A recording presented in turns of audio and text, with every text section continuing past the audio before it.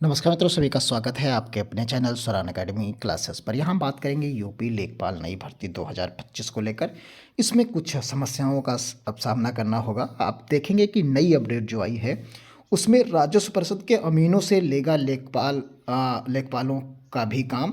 तो यहाँ राजस्व परिषद जो है अब अमीनों से काम करा लेगा।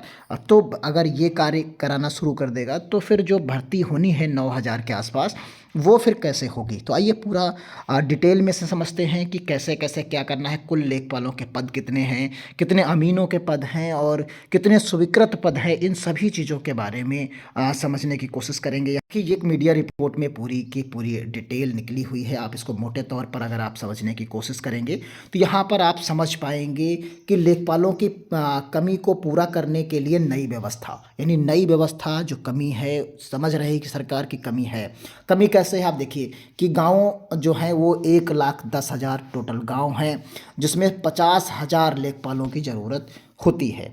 यानी 1,10,000 गाँव में जो है आपको 50,000 लेखपालों की ज़रूरत है। यानी एक दो गाँव पर एक लेखपाल की ज़रूरत होती है, लेकिन इनके पास केवल पद कितने हैं? 30,800 पद ही हैं। तो यानी जो जितने स्वीकृत हैं उन्हीं पर बात होगी। तो यहाँ आप समझ लीजिए कि 30,800 पद जो स्वीकृत हैं उन्हीं में जो है 23,000 तैनात हैं। कितने तैनात हैं? 23,000 जो हैं तैनात हैं। तो अब आप समझ सकते हैं कि जो पद बाकी रह गए हैं वो पदों पर ही तो भर्ती होगी।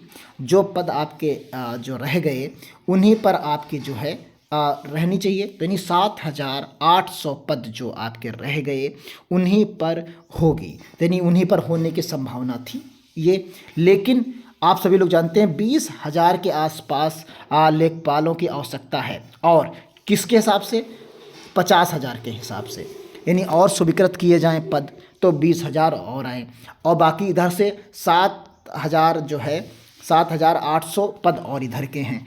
आप उसमें 9,000 पदों पर अमीन 5,000 पदों पर नियुक्ति कर रहे हैं, यानी ऑलरेडी काम कर रहे हैं। तो इसकी जो दलील दी गई है आप उसे समझ सकते हैं यहाँ पर। तो यहाँ पर जो दलील दी गई है, कहा गया है 2 गाँव को में एक एक लेखपाल की तैनाती की जाएगी। राजस्व परिषद के अमीन संघ के साथ बैठक के व्यवस्था की चर्चा कर ली गई है। कागजों पर अमीनों के पद बने रहेंगे और लेखपाल का काम भी वो करेंगे। वर्तमान में हमने जैसा कि बताया 30,800 पद हैं, जिसमें से 23,000 लेखपालों की तैनाती ऑलरेडी है। और प्रदेश में जितने पदों की ज़रूरत है उसमें से 50,000 पदों की ज़रूरत है। अब ये यहाँ पर एक ही चीज़ है, क्योंकि इनके पास अमीन 5,000 हैं, तो 5,000 का मतलब जो है वो 10,000 की जगह कर सकते हैं। तो यहाँ पर आप देखेंगे कि जो नियुक्तियां हैं वो जो 7,800 पद जो स्वीकृत के हिसाब से बच रहे हैं, इन पर अगर भर्ती की अधियाचना आ जाए, जो नोटिफिकेशन आ जाए, तो संभवतः आपका काम चल सकता है। लेकिन अगर ये प्रक्रिया पहले लागू हो जाती है अमीनों के द्वारा तो ये पेंडिंग में भी जा सकते हैं। तो यानी कुल मिलाकर अभी क्लियरिटी आना जो है थोड़ा सा दिक्कत की बात यहाँ पर कही जा सकती है। तो कुल मिलाकर यहाँ पर जो है, क्योंकि अभी तक विज्ञापन जब तक नहीं आ जाता तब तक समस्याएं बनी रहेंगी। 7,800 का जो बात थी, जिसे 9,000 प्लस कहा जा रहा था सभी मीडिया रिपोर्ट्स में, लेकिन ओरिजिनलिटी में यहाँ पर आप देखेंगे कि ये जो है यहाँ पर आपको मिलेगा।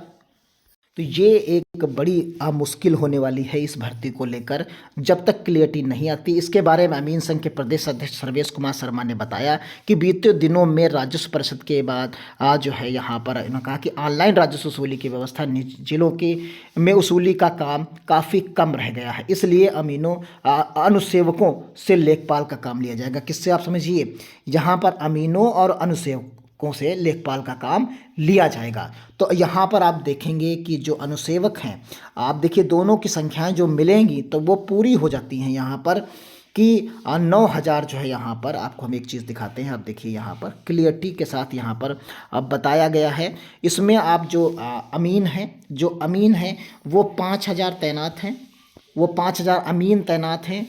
और जो है अनुसेवकों की जो है तैनाती वो भी 5,000 पद पर ही भरे हैं। तो 5,000 यहाँ पर ये पद जो हैं भरे हैं। तो टोटल ये 10,000 लोग जो हैं आपकी नौकरी के लिए तैयार किए जाएंगे, इनको ट्रेनिंग दी जाएगी। तो यानी अमीन जो होंगे, अनुसेवक होंगे, ये टोटल आपके पास 10,000 की संख्या हो जाएगी।